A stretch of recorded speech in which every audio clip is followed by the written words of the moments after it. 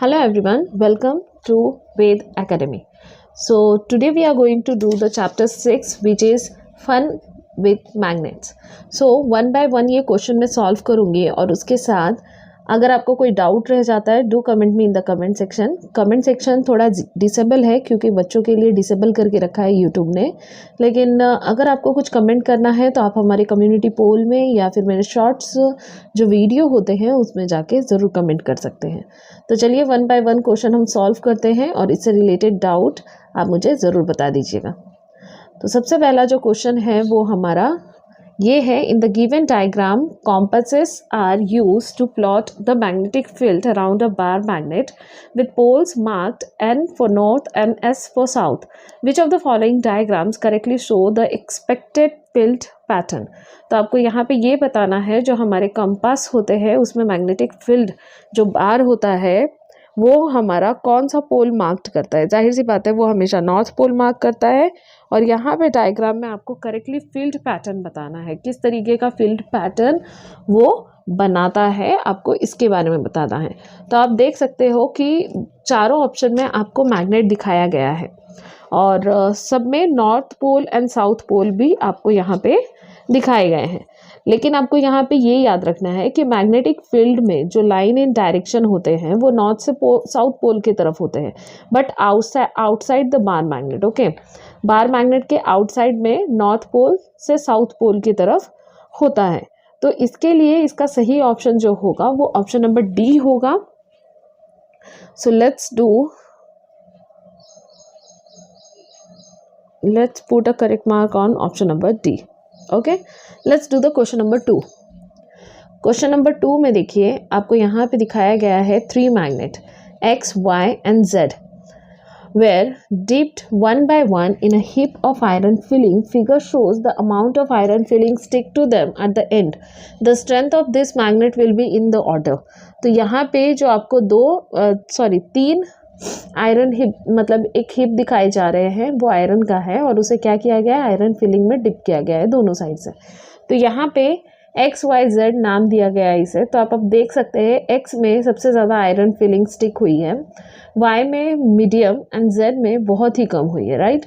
तो यहाँ पे आप इसे किस तरीके से दिखाएंगे. तो जाहिर सी बात है हम ऐसे कहेंगे X is more than Y and Y is more than Z. तो ये चीज़ आप को इस ऑप्शन में सेलेक्ट करना है. तो ऑप्शन नंबर ए जो है उसमें दिखा रहा है X is more than Y and Y is more than Z. लेकिन ऑप्शन बी में क्या दिखा रहा है, X is less than Y and Y is less than Z. तो ये गलत है. अब सी में दिखा रहा है X is equals to Y and Y is equals to Z. तो ये भी ऑप्शन गलत है. ऑप्शन डी में आप देख सकते हैं क्या दिखा रहा है, X less than Y and Y more than Z. तो यहाँ पे सही ऑप्शन कौन सा होगा, option number A will be your correct answer. Okay, let's do question number 3. तो क्वेश्चन नंबर 3 में दिया हुआ है a student hung a magnet on a spring coil as shown in the figure. तो यहाँ पे आपको एक स्टूडेंट ने क्या किया है, मैग्नेट को हंग किया है on a spring coil as shown in the given figure.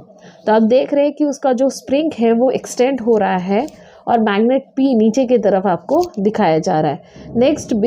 Next he held another magnet under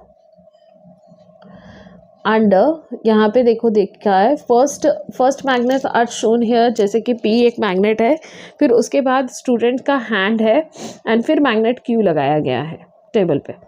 तो क्या होगा यहाँ पे ऑप्शन में आपको ये पूछा है what had cause the spring coil to extend. किस वजह से कॉइल एक्सटेंड हो रहा होगा. तो आपको जाहिर सी बात है कि इस वजह से वो एक्सटेंड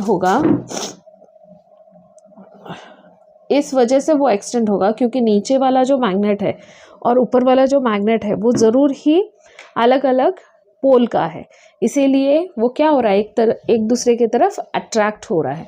तो उसी की वजह से क्या हो रहा है, कॉइल जो है वो एक्सटेंड हो रहा है. तो यहाँ पे ऑप्शन पढ़ लेते हैं. ऑप्शन ए में बोला है magnet P was too heavy for the spring coil. B में बोला है magnet P repelled magnet Q. C में बोला है magnet P becomes stronger and D में बोला है magnet Q attracted magnet P. तो यहाँ पे सही ऑप्शन होगा ऑप्शन नंबर डी, क्योंकि मैग्नेट Q जो है वो मैग्नेट P को अट्रैक्ट कर रहा है जिसकी वजह से वो जो कॉइल है वो एक्सटेंड हो रहा है, right. Let's do the question number 4. Question number 4 में यहाँ पे दिया है Lisa did an experiment to find out which part of the magnet attract the maximum number of pin. Lisa ने एक एक्सपेरिमेंट किया है ताकि वो ये देख सके कि कौन सा पार्ट ऑफ मैग्नेट जो है वो अट्रैक्ट कर रहा है maximum number of pin.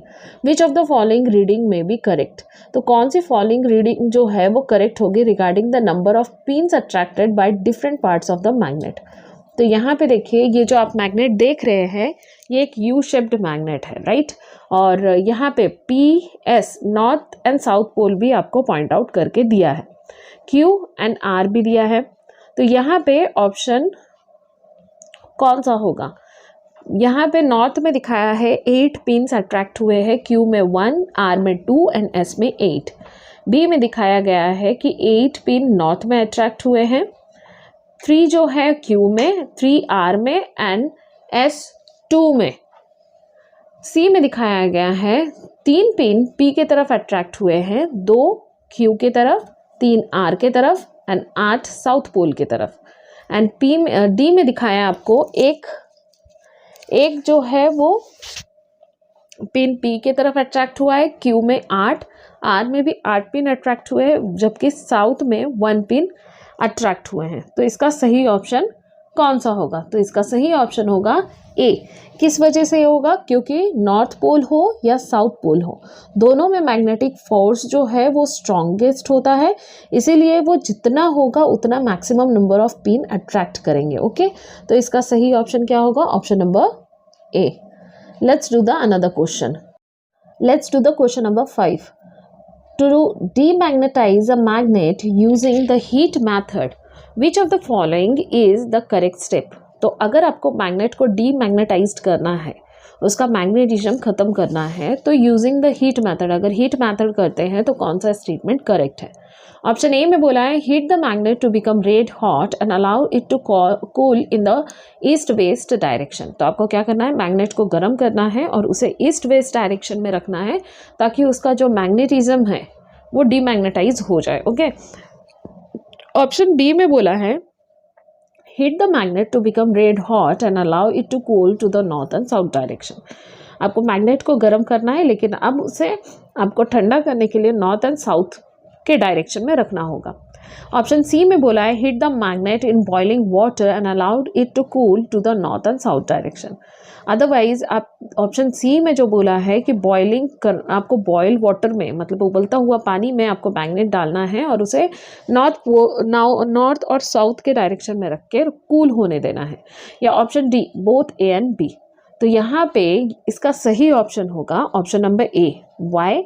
Because अगर मैग्नेट को आप गर्म करते हो तो वो डीमैग्नेटाइज होगा, लेकिन आप उसे नॉर्थ एंड साउथ के डायरेक्शन में रखोगे तो वो उसका डीमैग्नेटाइज जो है वो खत्म नहीं होगा, कम होगा।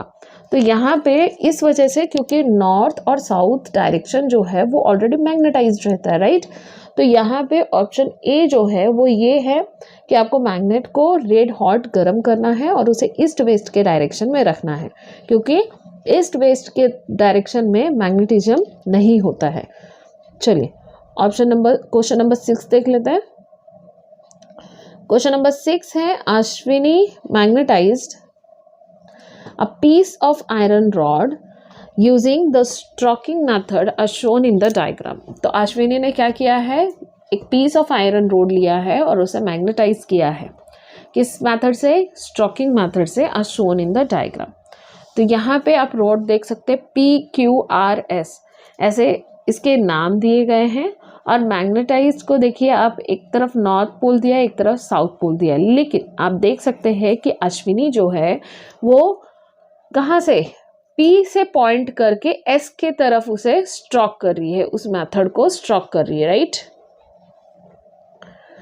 P से वो S के तरफ उसे रब कर रही है। ओके, तो यहाँ पे which part of the iron rod become the north seeking pole, यहाँ पे बोला है कौन सा आयरन रॉड जो है वो नॉर्थ सीकिंग पोल बनेगा यहाँ पे। तो Q जो है, Q वाला जो डायरेक्शन है वो नॉर्थ पोल बनेगा।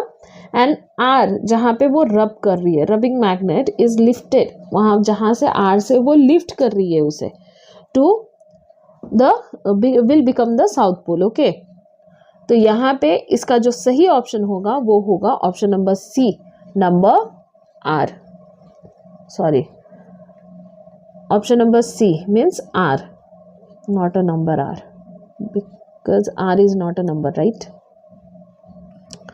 Now let's do the question number 7. Question number 7 में बोला है what will happen when 3 bar magnets are hung in the manner as the south are shown below. Sorry, तो यहाँ पे देख सकते हैं एक 3 बार जो है मैग्नेट का वो हंग किया गया है।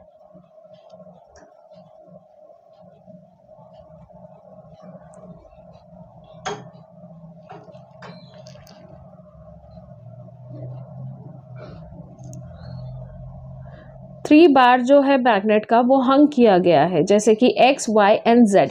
और ये मैग्नेट देखिए आप north pole south pole, Y magnet भी नॉर्थ पोल साउथ पोल, जबकि जेड मैग्नेट जो है वो ऑपोजिट डायरेक्शन में रखा गया है, south pole and north pole. तो जब भी एक तरीके का पोल होगा मैग्नेट में तो क्या होगा, मैग्नेट रिपेल होगा। तो चलिए ऑप्शन देखते हैं यहाँ पे क्या पूछा है। ऑप्शन नंबर ए में बोला है nothing will happen. Option number B में बोला है magnet Y will turn round and round. Magnet C में ऑप्शन सी में बोला है magnet Y will move towards magnet Z.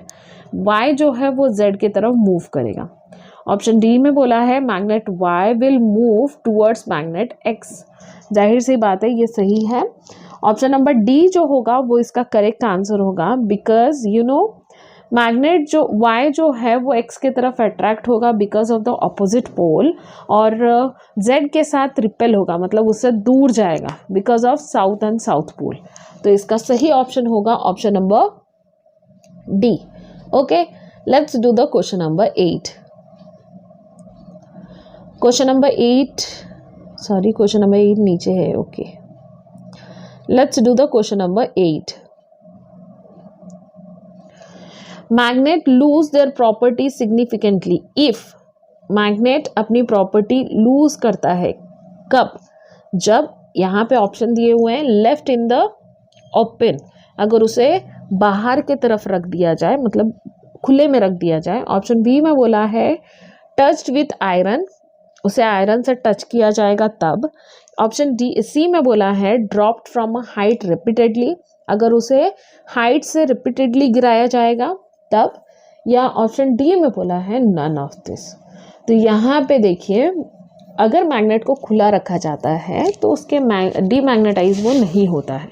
अगर उसे आयरन के साथ रखा है, टच्ड विद द आयरन, तो वो भी उस वक्त भी वो डीमैग्नेटाइज नहीं होगा। लेकिन अगर आप अगर आप मैग्नेट को कंटिन्यूसली एक हाइट से ड्रॉप कर रहे हैं रिपीटेडली, तो उसका जो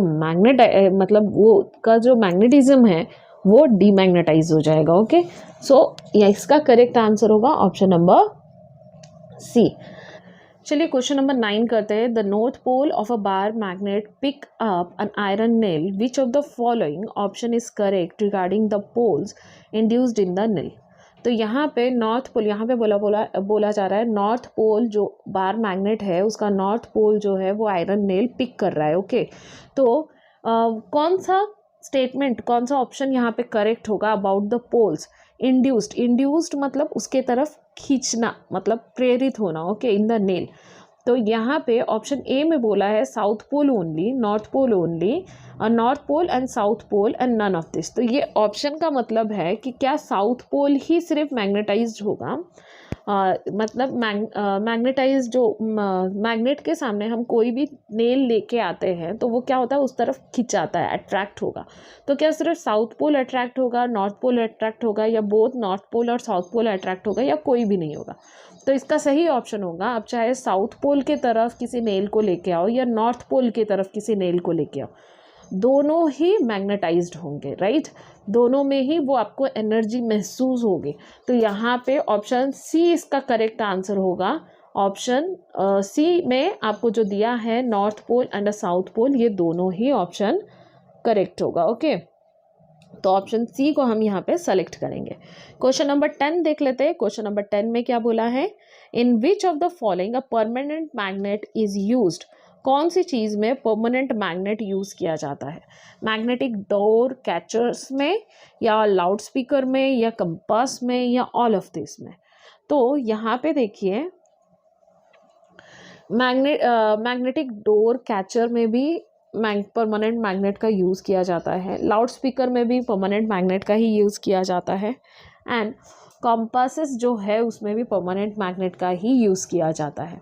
तो इसका सही ऑप्शन जो होगा वो होगा option number D. Okay, this will be the correct answer. Hope so आपको यहाँ तक समझ में आया होगा। नेक्स्ट वीडियो में, नेक्स्ट पार्ट में हम 11 से 20 तक सॉल्व करेंगे। तब तक हमारे चैनल पे बने रहिए। नए हैं तो चैनल को सब्सक्राइब कीजिए, अपने फ्रेंड्स के साथ शेयर कीजिए, ताकि वो भी इस चीज़ को देख के सीख सके, अपने एग्ज़ाम के लिए प्रिपेयर कर सके। We must help the community to learn, right? So तब तक के लिए स्टे ट्यून एंड बाय।